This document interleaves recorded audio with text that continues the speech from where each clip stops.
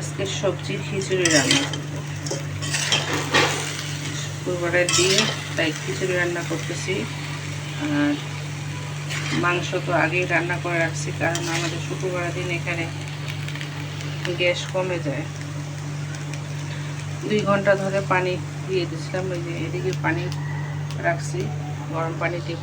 2 ঘন্টা পর পানি হলো, একদম কমে গেছে। এখন খিচুড়িটা সব রকমের মশলা দিয়ে এখন কষায় তারপর পানিটা দিয়ে দিব।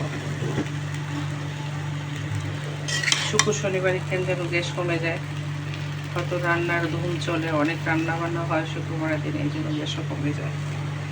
অন্যান্য সময় কিন্তু গ্যাস থাকে, কিন্তু 10টার পরে গ্যাসটা কমে যায় আমাদের। সবজির খিচুড়িটা অবশ্য আজকে আমি ভাতের চাল, চিকন ভাতের চালটা দিয়ে রান্না করতেছি। এই হচ্ছে আমাদের আজকে সবজি খিচুড়ি আর মাংস দুপুরের আয়োজন। আল্লাহ হাফিজ।